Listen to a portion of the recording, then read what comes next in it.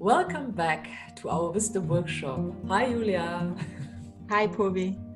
Nice to see you again. And today we are talking in chapter 6 about emotional hygiene.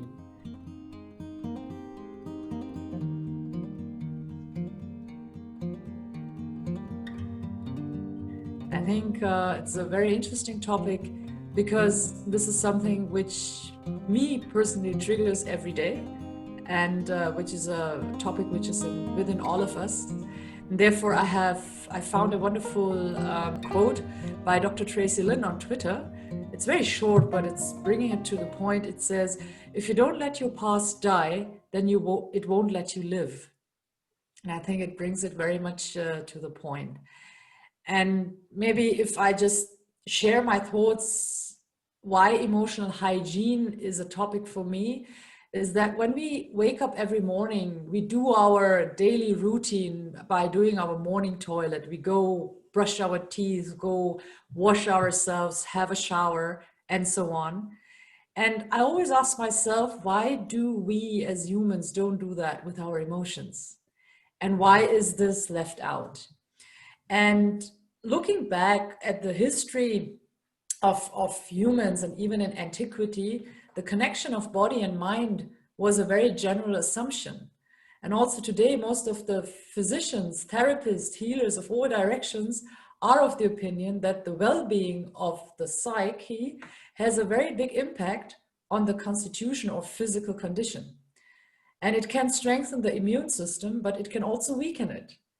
It is only about our individual health. It is also about the health of relationships we maintain.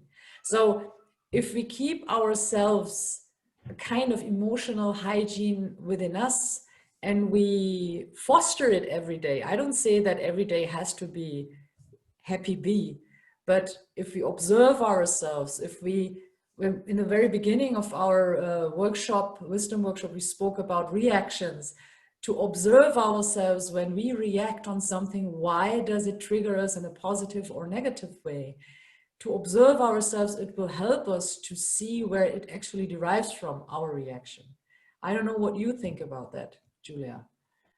Well, exactly the same and still a different thing, because I am not a big fan of the word emotional hygiene because it is the way you said it is. It's because if we only have emotional hygiene or physical hygiene or societal hygiene, we only talk about one thing and they all belong together. So we are living in a system which is body, mind, soul, and society. So I like to always refer to a quote of a young veterinarian whose name I don't know anymore. This was in the Ebola crisis in 2003, when he spoke the sentence, "There is just one health." So I talk about this one health concept, and this also exists, as you say, since ancient times. So even Hippocrates, the Greek philosopher, discovered that the health of each citizen is linked to the hygienical, clean environment. So in these means, I always like to go even further. Any cell, the health of each cell, no matter if it's a brain cell or if it's a nerve cell or if it's a plant or an animal or a human being cell, influences the whole health of each individual and of our planet Earth. So emotional hygiene for me is just life. And I say this, of course, because I'm a therapist and I see and I touch and I embody every day that body, mind, soul, and surroundings are bound. So, and I myself, I am working through the body on the traumata and on the experiences of our life. So emotional hygiene, in my case, takes place through the body. So yeah, it is very important to talk about what brought us here, what experiences, what traumata, what our psyche lived through. But this can only be done, I think, if we really are aware of the interconnectedness of everything. You have pointed out several points which we can also bring in connection to leadership. And on the other hand, yes, we have to see that that everything is seen as one and we should not separate. I totally agree there. But in order to realize that there is something kind of emotional hygiene, I think there is also to be pointed out. So we should also be aware when we speak that we don't separate it, but to point it out.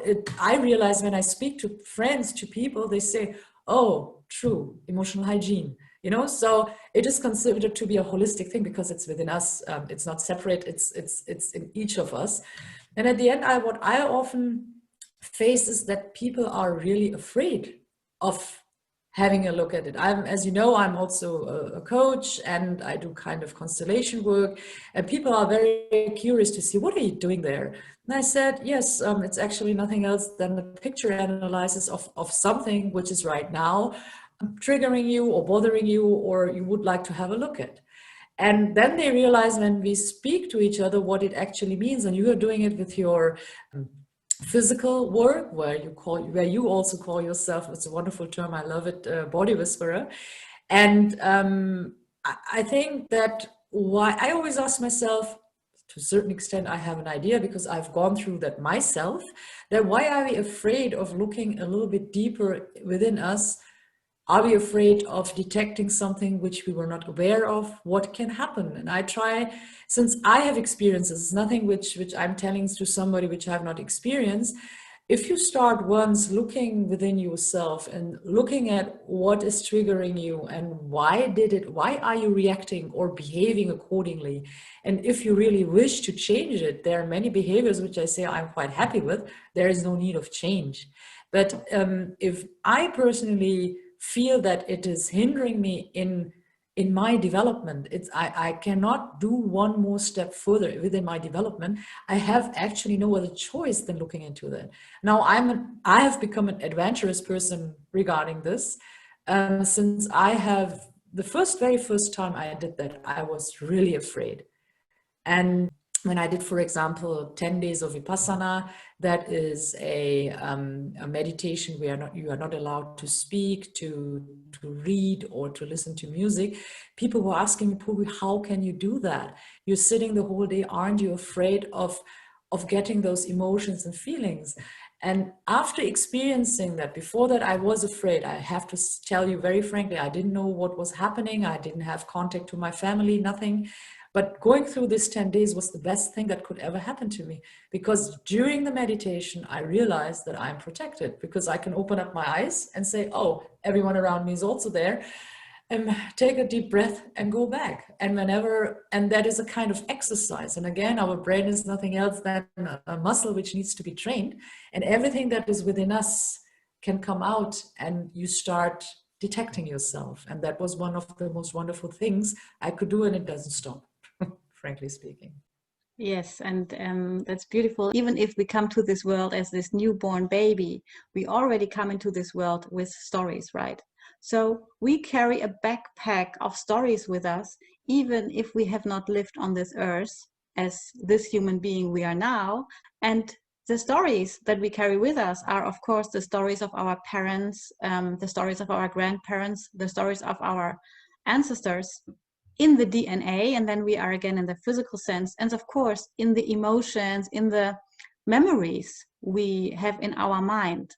So, and there are of course being done many experiments also with rats and stuff, where they can tell what trauma one mother rat has, and the children rats bring it also on the earth, and if a situation occurs, they remember the memory of the mother, even if they have not lived through it. So we can tell that by having these studies done. So yes, we are filled with a lot of stories, and these stories are in our psyche. And those stories, as you say so beautifully, come out somehow. They come out in our behavior into the world, how we react, how we reply to others, how we behave, and of course how we speak, and also then how we move. So again, a part of the emotional hygiene is also a physical hygiene. Here I am again as a body whisperer. And another part of finding out and becoming so aware of these stories we carry within us and the actions we take because we have a memory which drives us into this direction. We have a mindset which suddenly is shaped out of this. And because of all of that, if we are getting aware of ourselves, and this is so beautiful how you say with Vipassana and going within, we start connecting more to the outside world, and we start understanding much more that every one of us, everyone around us has their own stories carrying with them, and that the emotional hygiene makes so much sense to ourselves and also to the others. And so in terms of leadership again, I would think it's so awesome if every leader, every owner of a company allows his employees to go on that travel into emotional hygiene, into finding out their own stories, because the more we know about ourselves, the more we care about ourselves and the more we care about the others around us. So the whole working environment, the whole living environment, the whole society would have a new notion if we all understand that there is more than on the superficial layer we are always looking at. You said that so wonderfully, because this reminds me of a conversation which I had last year with my teacher and Guruji. I used to play sitar, and I visit him very frequently whenever I'm in India, and he's over, I think he's 92 now, 91 or 92 years old.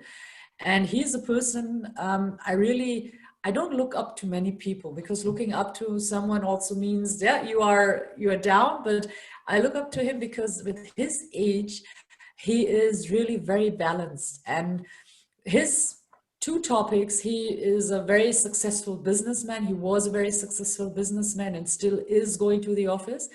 And his business and his music, that was his life, and he was also awarded by the highest award in India you can get for his deeds 2-3 years ago. And he said to me, Purvi, business is one thing, but if you cannot, music for me or for him is kind of directing the emotions towards into another level, into another, I don't know what he meant, a layer where he can, whatever he feels in positive and negativity, he can express that in his music. And I told him that in the Western world, there is a term for that. It's called emotional hygiene. And he just looked at me and said, that seems to be a very good word. And it exactly tips to that what I actually wanted to express. And it is wonderful to see that leaders are there who understand the connection between art and business, and to understand that there is no separation. And these are the people where I feel we really need more and more in the world, who have time for themselves, and not by doing boards and just jogging, all that, but also get into connection with oneself. And as you said, Julia, in getting reconnected in the outer world, to understand, as you said, we all have our stories, and we should not just look at the outside stories of celebrities and everything. And because if you look at the deeper level, they've had their stories and their history is different than ours, but at the essence, we all are going through the same thing. The connection which I also have is, on one hand, I said that people do fear doing that and getting connected or going into the levels and observing themselves and trying to understand. I have the feeling that the need to be busy all the time is a trauma response and fear-based distraction from you'd be forced to acknowledge and feel if you slowed down.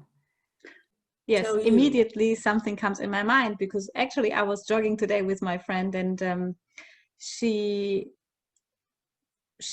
has an issue of, she wants a change in her life, but she doesn't know how. And the job she's doing is okay, but it's not really giving her what she needs for her life.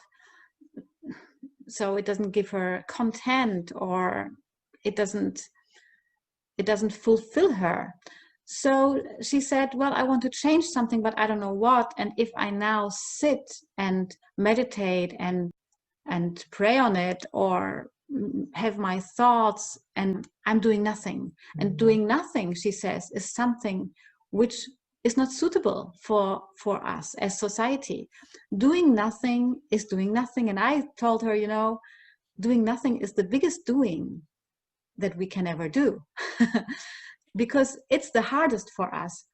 We are brought up in a world, and our upbringers are brought up in a world, and they as well, in which we have learned that working, that striving for, that craving, that accumulating, that this all makes sense, and this is all important, that gaining knowledge, we need to put something on top, on top, on top. And parents always say, I want that my children have a better job than I have.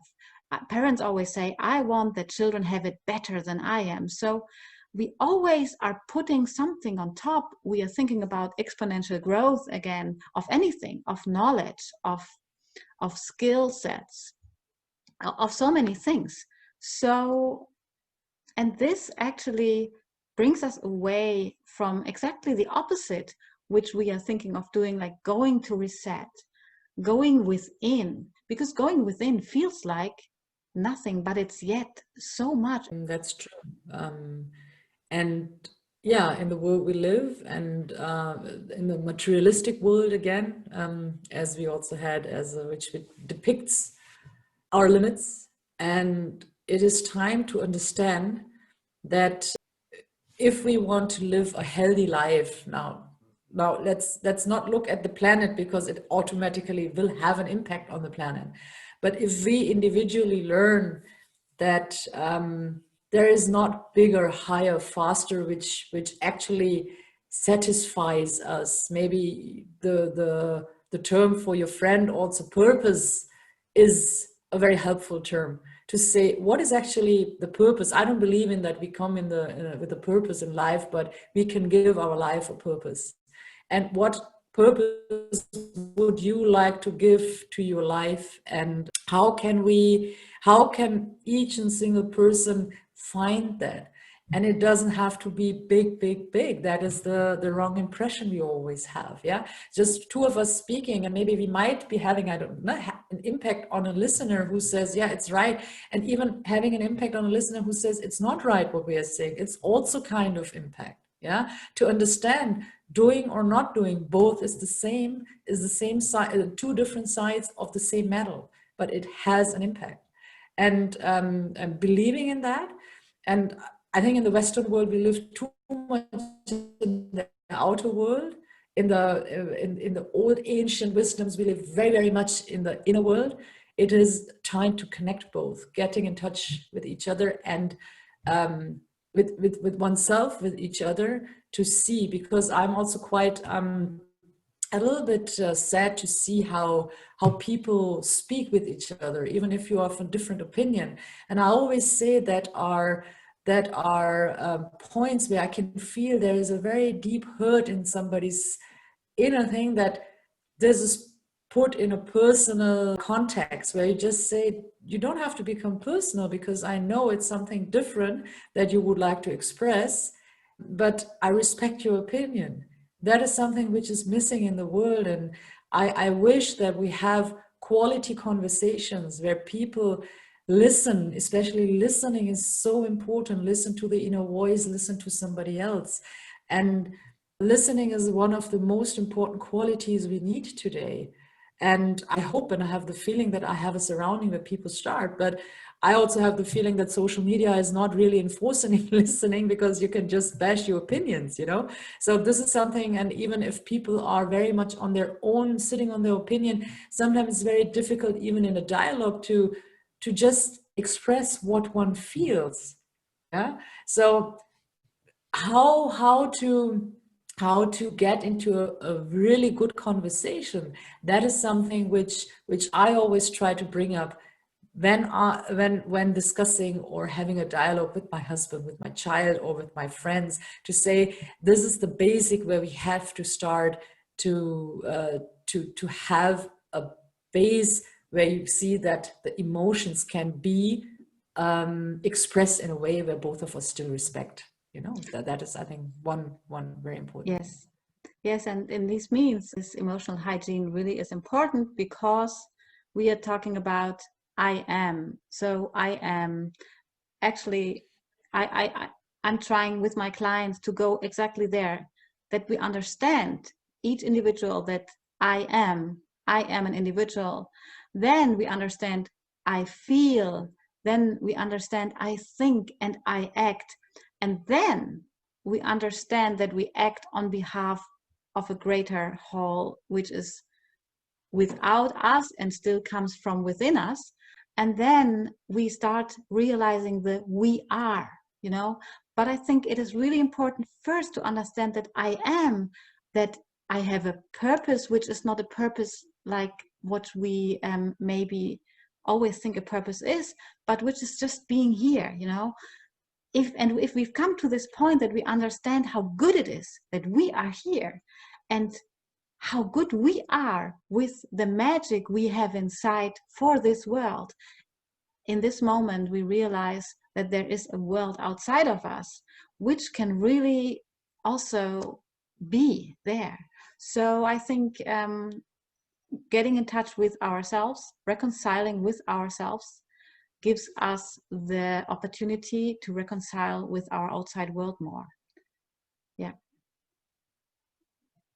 And here we are in leadership, I think right? this is one, and I always believe in, if a leader is not taking care or dealing with him or herself, it will be difficult to be kind of role model, because you cannot lead others. You can just show or direct others as a leader. That's and a little bit more, but a leadership doesn't mean that you have to do this and then it happens that, because then you bring in your own structure, how something has to be. And I think that's also what we need in the future, is not to allow others to flourish, to emerge whatever they want to support, to be rather a coach, more than a coach, and enhance their development and say, you go ahead. But therefore, it is needed that the leader steps out of the own ego for certain times or several times. I'm not saying forget the ego, but sometimes it's good to step a little bit aside with the ego and say, okay, let the person do, and trust at the end that something good will emerge. That's in connection of leadership. Yes, and you said the beautiful word trust, and trust is like, yeah, we can end it here. Yes, we can. I think we have given everything what was important right now to us on the topic leadership, on the topic emotional hygiene. Though we call this as a headline, but I think you made it understood what you mean, and I thank you very much for this time and for this conversation with you, Julia. And I'm looking forward to the next one. Same here, me too. Thank you very much. Bye.